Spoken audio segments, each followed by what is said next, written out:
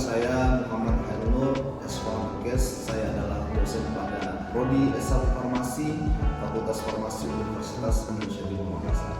Saya adalah calon peserta Serdos PDD UKT PT 2 tahun 2023. Pada kesempatan ini saya akan memaparkan mata kuliah yang saya ampu, yaitu farmakologi, di mana dalam pengajaran atau penyampaian mata kuliah yang saya bawakan ini, saya menggunakan 3 metode atau sistem delivery, interaction, dan assessment. Baiklah, saya akan memaparkan mata kuliah farmakologi yang saya ampu ini. Mata kuliah ini adalah mata kuliah wajib bagi mahasiswa semester 3, di mana mata kuliah ini memiliki 3 bobot SKS, 2 bobot SKS teori, dan 1 bobot SKS praktikum. Capaian pembelajaran mata kuliah farmakologi ini di mana diharapkan mahasiswa Fakultas Farmasi UIT mampu memahami dan menerapkan farmakologi dalam usaha untuk mengetahui tentang penggolongan metabolit sekunder dari bahan alam, mengetahui karakteristik sumber, cara memperoleh, cara identifikasi penggolongan sumber, simplisia, penghasil metabolit obat, serta kegunaannya dalam pengobatan. Dan diharapkan mahasiswa mampu melakukan standarisasi bahan alam, mengetahui mutu-mutu bahan baku obat dalam beberapa faktor-faktor yang mempengaruhi mutu bahan alam obat, di mana mata kuliah ini memiliki 3 bobot SKS, 2 bobot SKS teori, dan 1 bobot SKS praktikum. Dalam capaian pembelajaran mata kuliah farmakologi, di mana di mahasiswa Fakultas Farmasi UIT diharapkan dapat memahami dan menerapkan farmakologi dan berusaha untuk mengetahui tentang penggolongan metabolit sekunder dari bahan alam, mengetahui karakteristik sumber, cara memperoleh, cara identifikasi penggolongan sumber, simplisia penghasil metabolit obat, serta kegunaannya dalam pengobatan. Serta mahasiswa mampu melakukan standarisasi bahan alam, mengetahui mutu bahan baku obat alam dan faktor-faktor yang mempengaruhi mutu bahan alam obat. Metode yang pertama yaitu metode delivery, di mana metode ini saya memaparkan materi kepada mahasiswa sehingga mudah untuk dipahami pada pertemuan di dalam kelas dengan cara diskusi dan tanya jawab. Mata kuliah yang saya ampu, saya memberikan tugas kepada mereka mencari literatur dan jurnal-jurnal terkait dengan pokok bahasan dengan materi yang diberikan. Metode yang kedua yaitu metode interaction, di mana metode ini membangun komunikasi yang aktif dengan mahasiswa baik di dalam maupun di luar kelas. Di dalam kelas memberikan mereka kesempatan untuk bertanya apabila masih ada yang belum dimengerti. Di luar kelas kita memanfaatkan grup WhatsApp untuk lebih interaktif dalam diskusi dan komunikasi sehingga diskusi bisa berjalan. Yang ketiga, metode assessment atau penilaian, di mana pada pertemuan awal kontrak kuliah kita menyampaikan kepada mahasiswa bobot-bobot penilaian yang kita berikan dengan uraian kehadiran 10%, keaktifan 10%, tugas perkuliahan 10%, praktikum 40%, ujian tengah semester 15%, ujian akhir semester 15%. Bobot ini kita paparkan di kontrak belajar agar mahasiswa dapat memahami perhitungan penilaian, di mana ketika mereka mengetahui perhitungan penilaian bobot, maka mereka akan lebih konsisten, lebih sistematis dalam mengikuti pembelajaran atau praktikum di dalam dan di luar kelas. Demikian metode yang saya tampilkan dalam membawakan mata kuliah farmakologi. Selanjutnya saya akan menampilkan video pembelajaran secara tatap muka. Terima kasih. Assalamualaikum warahmatullahi wabarakatuh. Assalamualaikum warahmatullahi wabarakatuh. Waalaikumsalam warahmatullahi wabarakatuh. Selamat siang, selamat sejahtera kita semua. Baik teman-teman, hari ini kita akan mengawali perkuliahan kita tentang ilmu farmakologi. Jadi di sini ada beberapa tahapan atau gambaran ke depan tentang mata kuliah kita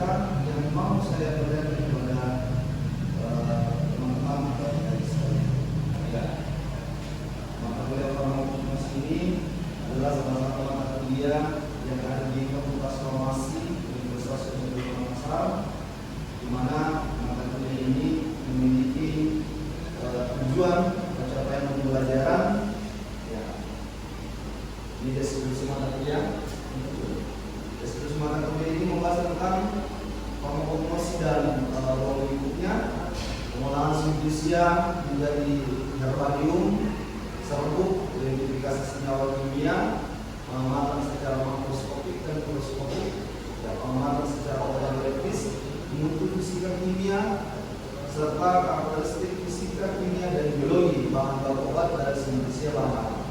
Jadi berbicara tentang farmakognosi, kita berbicara tentang bahan alam. Jadi nanti teman-teman lebih jauh nanti kita akan berbicara 16 kali pertemuan kurang lebih. Dalam 16 pertemuan ini ada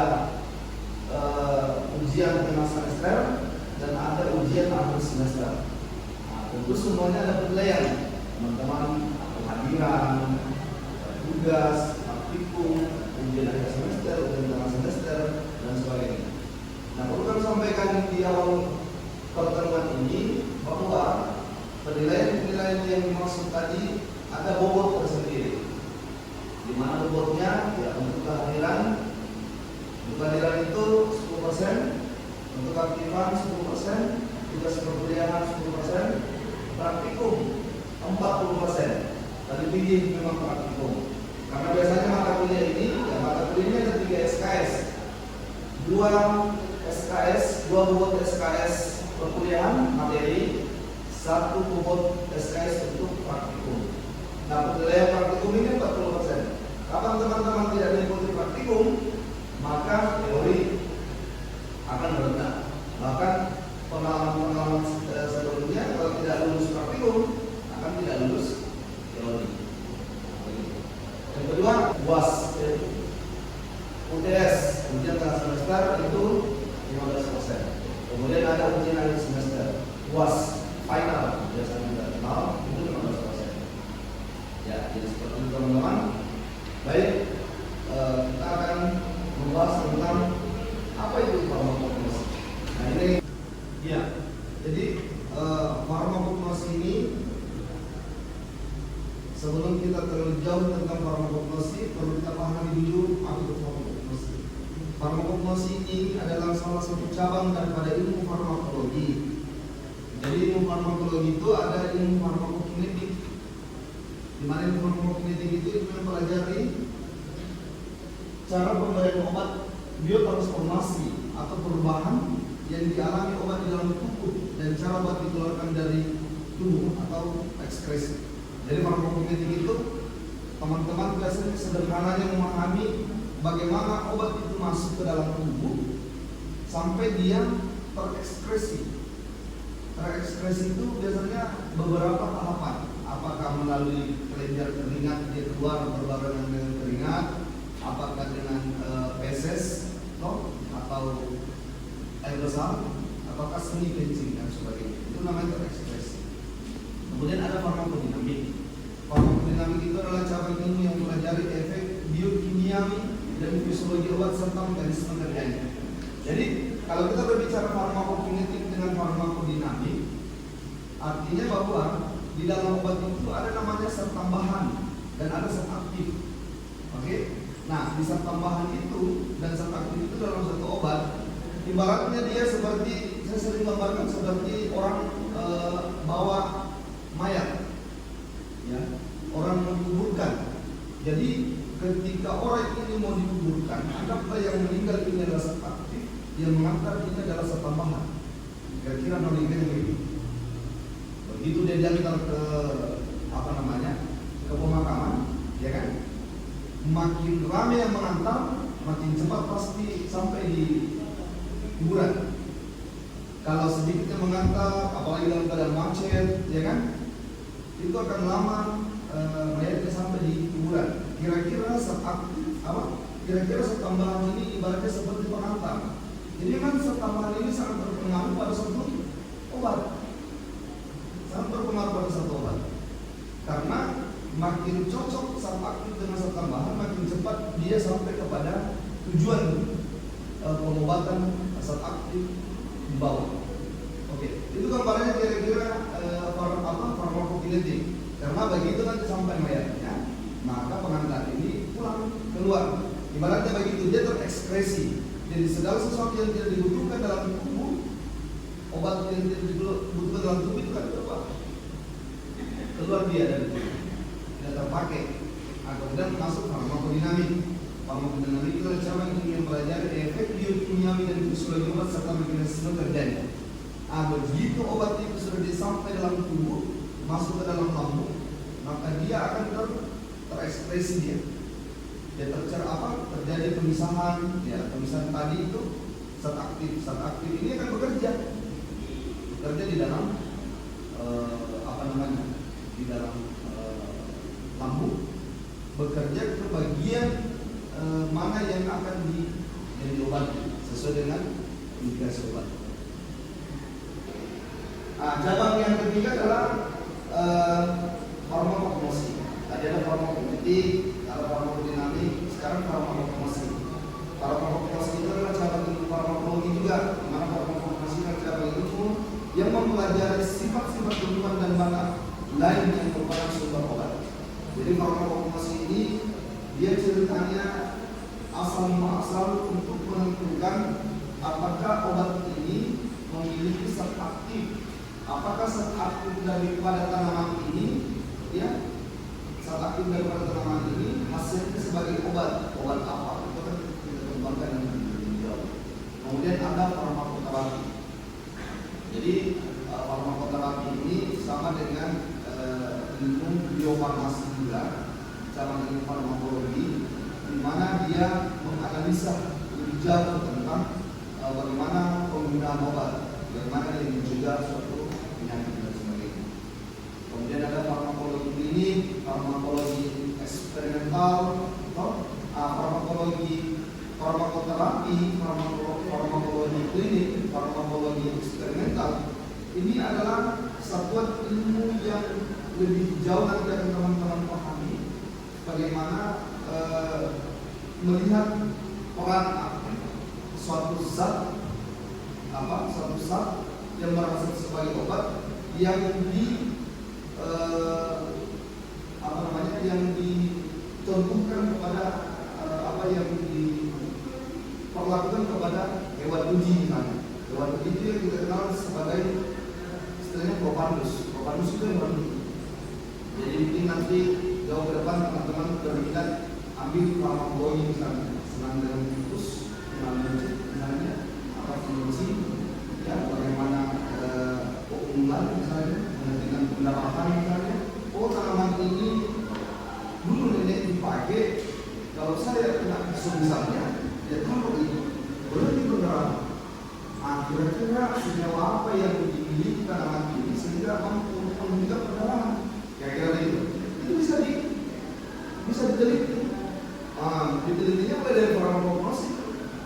Dari farmakognosi itu diteliti, bahannya ini, cara pembuatan sampelnya seperti ini, ekstraksinya seperti ini, kemudian pengakuan terhadap hewan uji seperti ini. Bagaimana contohnya? Ya, tikus misalnya, atau mencit dibuat dia berdarah. Biasanya kalau untuk hubungan itu dia ekornya kemudian dipotong, begitu berdarah, kemudian dicelup ke tanaman tadi. Tanaman yang sudah dibuat ekstrak dengan beberapa konsentrasi, kira-kira konsentrasi berapa yang bagus? Apa konsentrasi 5% kan, 10% kan, atau 20%? Nanti dibuat tuh 5%, 10%, 20%, kemudian dibuat berkata cek itu 1, itu 2, itu 3. Ini dicelup, oke berapa detik, darahnya berhenti.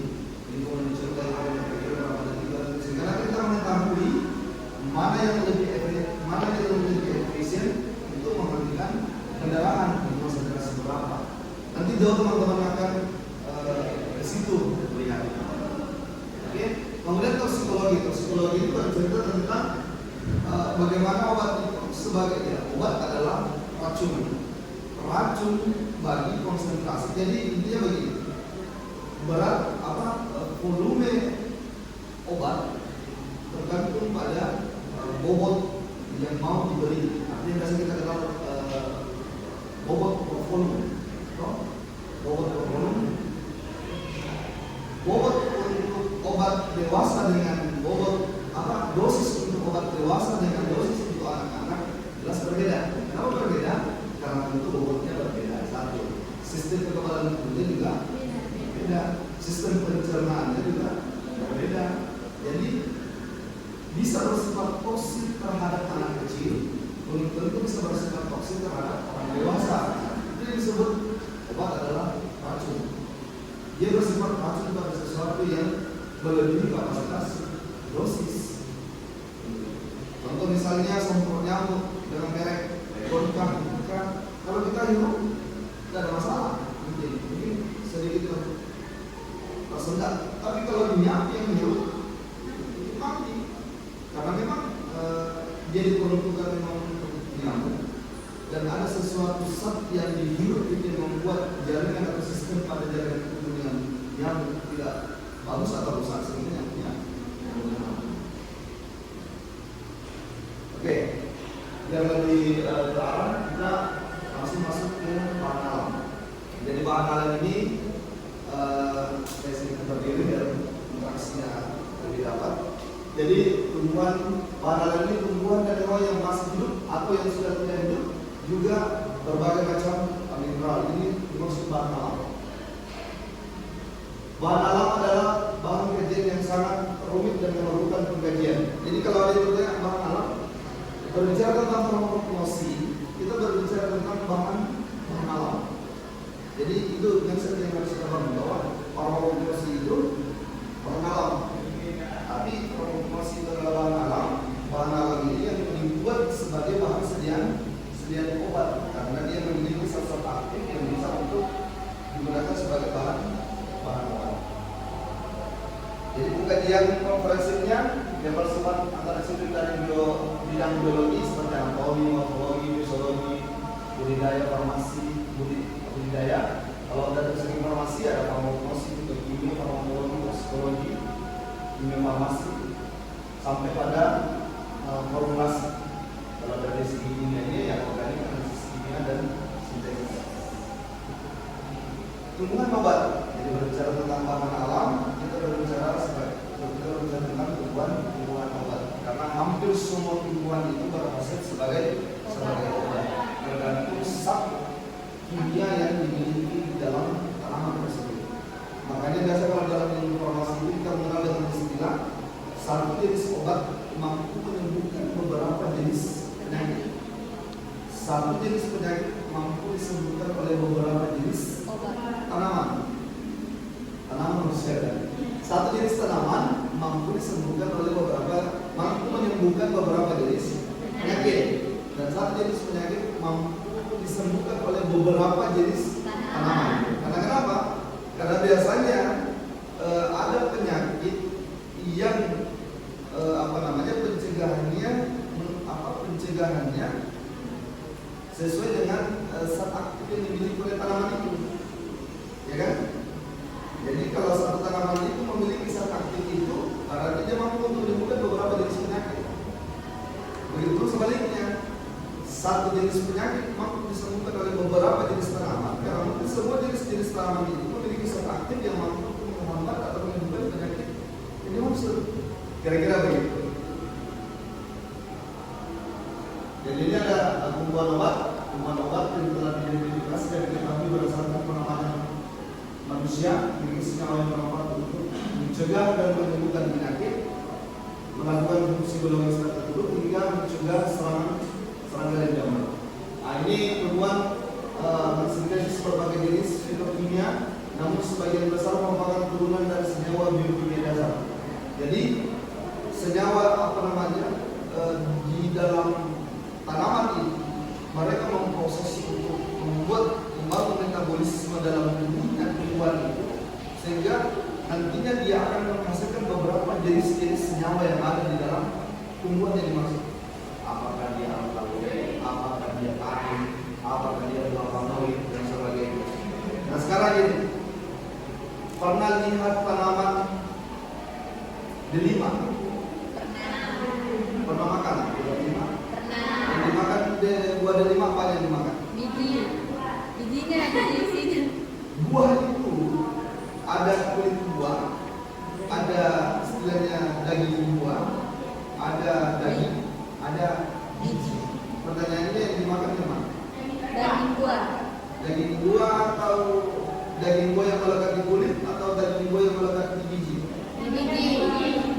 Terus yang melekat di kulit itu apa namanya? Daging atau kulit? Kulit.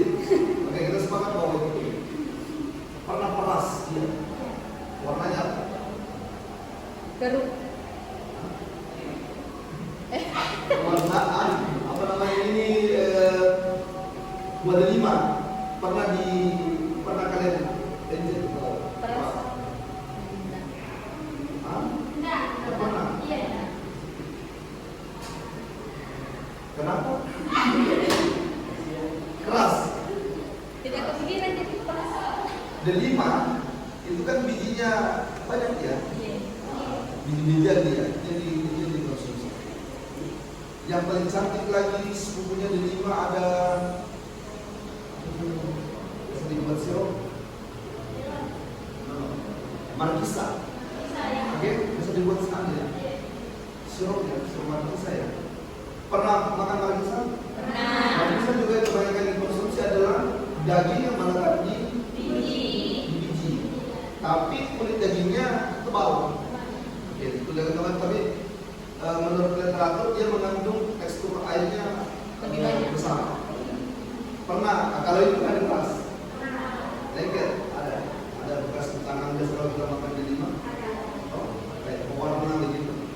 Nah, kalau mau mengetahui bagaimana itu senyawa polifenol, begitulah senyawa polifenol. Jadi salah satu fungsi daripada senyawa polifenol ini untuk tumbuhan adalah dia membentuk satu warna pada tumbuhan. Itu biasa anggur, delima, markisa, biasa kelihatan cantik kelihatan karena polifenol. Jadi polifenol ini membuat apa namanya warna, tapi tidak semua bahwa buah atau tanaman yang berwarna itu mengandung polifenol. Tidak semua. Jadi butuh pengkajian lebih jauh. Oke, jadi ada alkaloid, ada polifenol, ada polifenol yang kita tadi, ada terpena. Ini salah satu contoh tanaman. Tanaman ini sangat baik digunakan untuk menghilangkan luka bakar untuk kesehatan kulit juga rambut. Ini aloe vera atau lidah buaya. Jadi kedepannya teman-teman kita akan jauh mengkaji bagaimana menentukan senyawa pada suatu tanaman, ya, bagaimana mengidentifikasi secara organoleptis. Kalau organoleptis tahu? Belum tahu. Organoleptis itu ada 3 tahapan ada tahapan namanya uji identifikasi. Dengan mengetahui bagaimana baunya, dicium, oh ini baunya. Karena terkadang orang ketika melihat ini puas sama tadi yang mampu kalau secara kasat mata mungkin kalau sudah dibersihkan mungkin tidak apa ini. Hanya dengan mencium misalnya, oh kita mampu membedakan bahwa ini jahe, kulit mungkin diubah. Apalagi kalau sudah dihaluskan misalnya, yang mana, misalnya gitu. Nah, itulah mengidentifikasi dengan mencium. Kemudian ada namanya merasa, cium, rasa, apa lagi? Warna. Melihat warna. Ya, jadi mengamati dia, kemudian merasa ini pakai indera perasa. Nah, kemudian mencium pakai indera bau. Jadi ada buaya, ada kayu manis, ada bawang. Jadi kalau mau kelihatan manis, begini, berdiri saja, jangan terlalu banyak gaya. Lihat itu kayu manis, dia tenang, tidak banyak gaya seperti daun belimbing, apa namanya? Itu kan kelihatan manis. Oke, kayu manis, ada bawang putih. Bawang putih pada latihan serama, olive silva. Olive silva bukan di bawang merah. Bawang putih apa?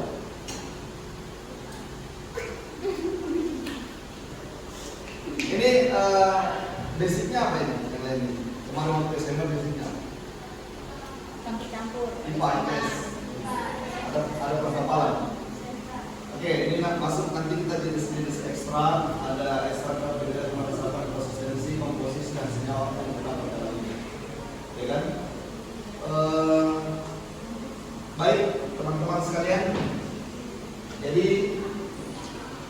berbicara tentang farmakologi, akan jauh nanti kita akan berbicara tentang bagaimana mengetahui senyawa-senyawa yang ada di dalam suatu tanaman.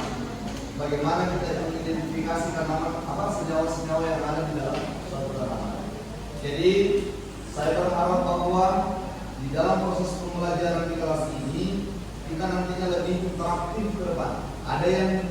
Ada saya menjelaskan teman-teman kurang paham, boleh langsung disanggah kemudian bertanya. Kemudian ketika saya bertanya, tidak harus tepat jawaban kalau untuk dijawab. Jawab saja, salah benarnya nanti kita luruskan dan kemudian kita diskusikan seperti apa. Oke? Dan kemudian di luar kelas nanti ketua tingkat buat grup WA. Nah, di grup WA ini kita akan diskusi.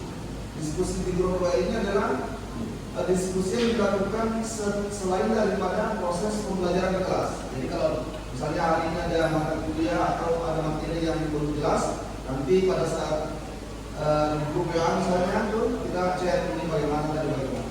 Ya, saya pikir bagi teman-teman sekalian, insya Allah nanti kita akan bertemu lagi di pertemuan selanjutnya. Ya, bisa ya? Mungkin untuk pertemuan hari ini cukup. Insya Allah kita akan ketemu lagi pertemuan